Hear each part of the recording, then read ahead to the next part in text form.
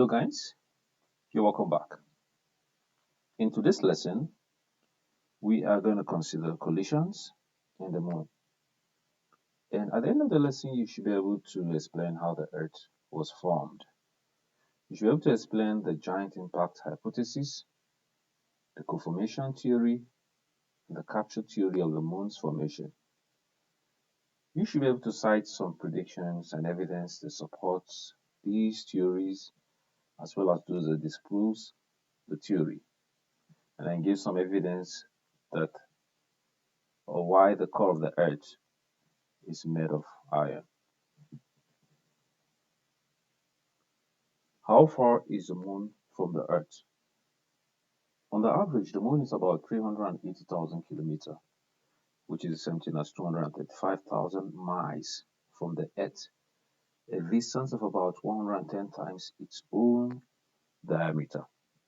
If I'm to measure the diameter of the moon, whatever it is, then I need to multiply by 110 to be able to get the distance of the moon from the Earth. Now, do you know that it will take you about 6 months to get to the moon if there were roads and you had to drive at least 2 miles per hour? That is roughly 100 kilometers per hour. This will give you an idea of how far the moon is from the Earth. How the Earth was formed. The Earth was formed over 4.54 billion years ago out of the mixture of dust and gas around the young sun. Now, gravity had to pull the swelling gas and dust, which grew bigger and bigger from countless collisions, as we see in this picture here, from a number of collisions with planets, with dust particles, with asteroids, and other objects around in the solar system. And then one last impact that threw off a lot of rocks, gas, and dust into space that formed our moon. Now, you should note that the dust and gas pulled by gravity contain iron, which have been made in other stars. This is why iron formed the central core of our planet. Now, note that debris continue to rain down on the surface of the young Earth, like what we see here. This massive collision with debris, with materials, with asteroids, and so on the young Earth. Now, this kept the surface of the Earth molten for a very long time. Now, in one scientific model, scientists explain how stars such as the Sun and planets like the Earth, Jupiter, and so on were formed. They claim that the cloud of dust and gas collapsed due to gravity, forming the Sun. Now, the most of the mass collected in the center forms a star or the Sun. Okay, like what we have in the picture here. Now, the rest of the mass formed a flattened disk, like what we have here around, a flattened disk. Now, planets and other objects like asteroids are formed from this collections here of these nebula that are collected here. Okay. Now, a lot of countless collision also occurred during the formation stage, like I explained in the previous slide. Formation of the moon. Now, there are lots of hypotheses about the moon's formation, but there are three recognized theories or hypotheses that are widely accepted about the moon's formation.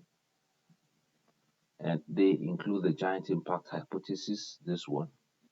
It is believed that it's a giant impact that caused the formation of the moon. And then the second one is the co-formation theory. Some other group or other sect believe that the moon was formed during the formation of the planets, alongside the formation of planets. And then the third group believed that the moon was actually captured. That is the capture theory. Okay? It was believed that the moon is a wandering object that was caught by the gravity of the earth. Now let's take this one by one. The giant impact hypothesis. Now notice in this picture there's a large object almost of the size, almost like the size of Mars, colliding with another object.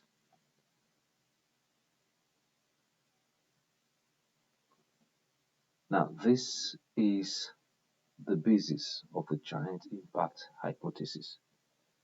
It states that the moon was formed 4.4 billion years ago, nearly about the same time the Earth was formed.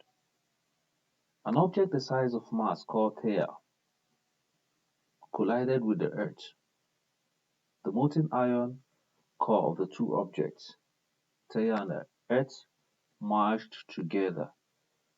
Okay, and then the light rock was thrown into orbit and formed the moon. Now this uh, little video here will give you an illustration.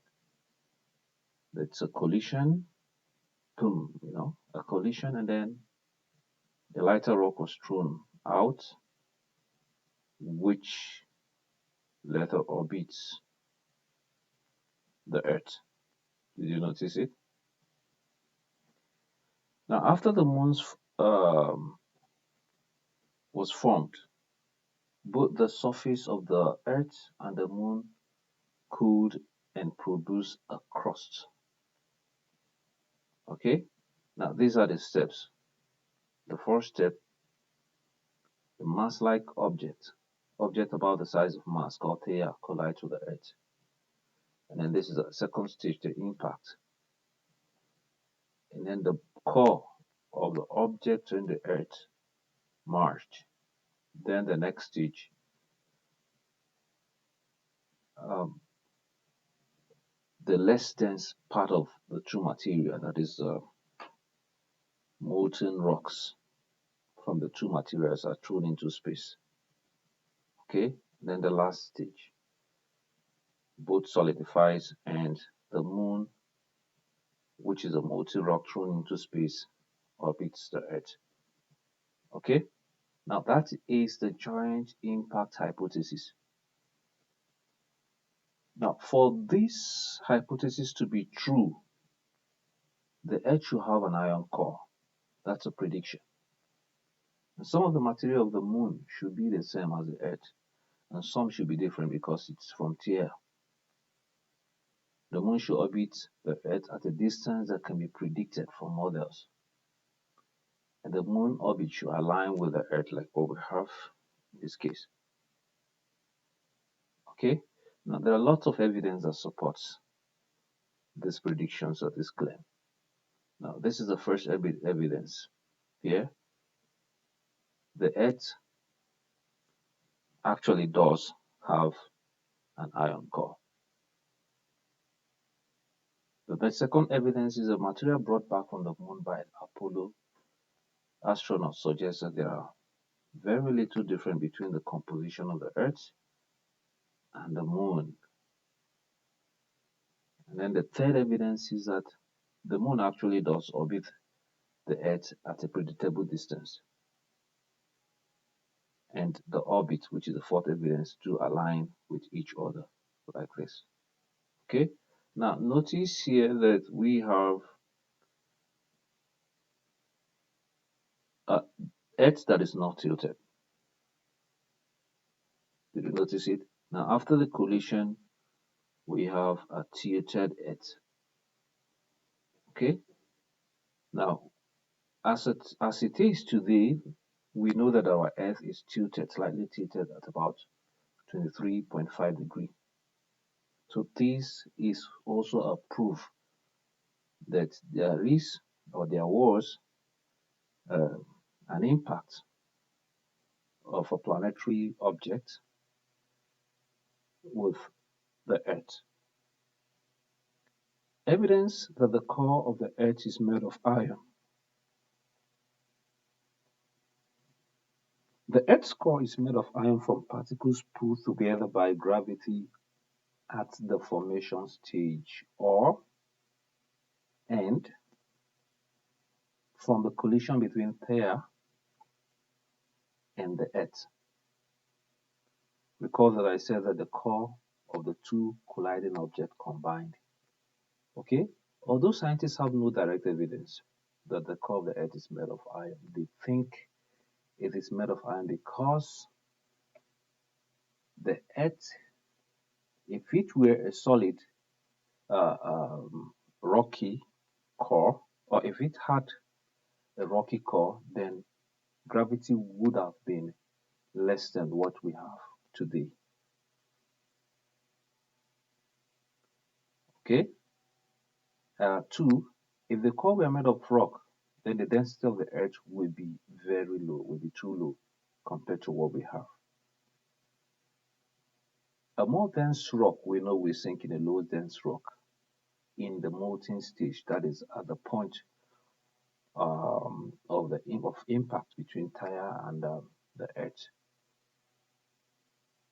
The dense rock actually should sink in the less dense, the dense iron should sink in the less dense rock.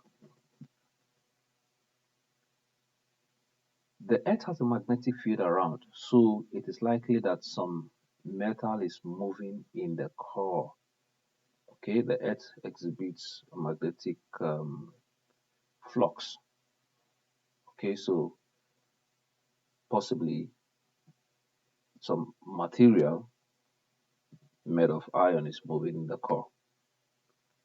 Okay, now this is actually the model of the Earth from the middle, which is the inner core, and the outer, which is the liquid outer core, both made of iron, and then the mantle.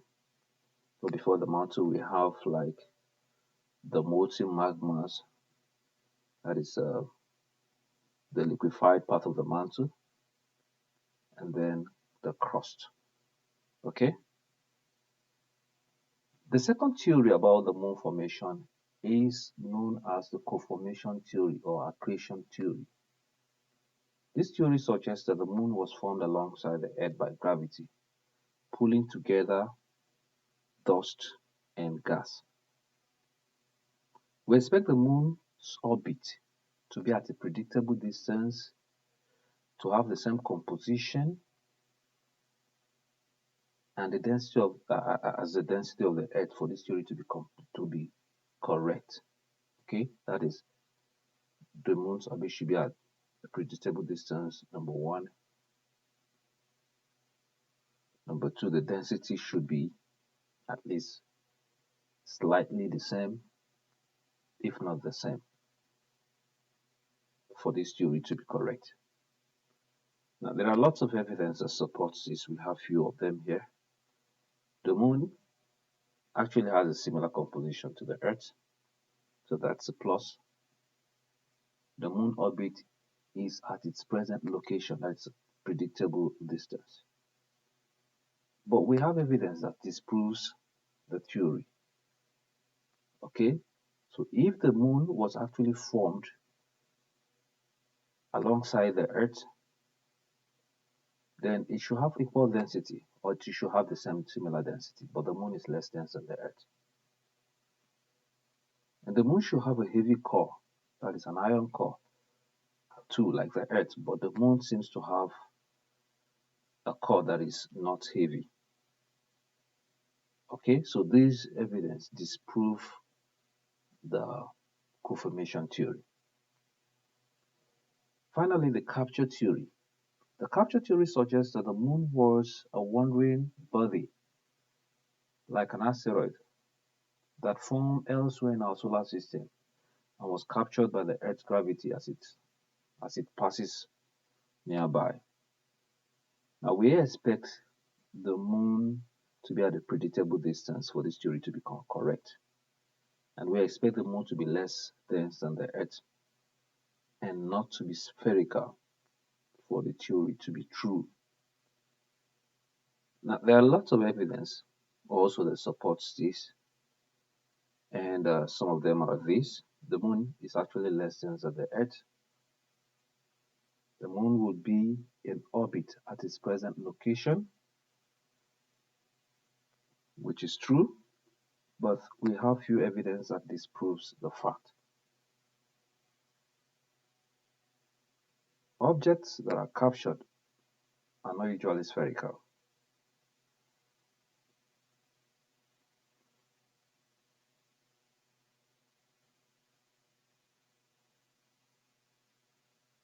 Now the moon is actually spherical. So most objects that are captured, they are not spherical.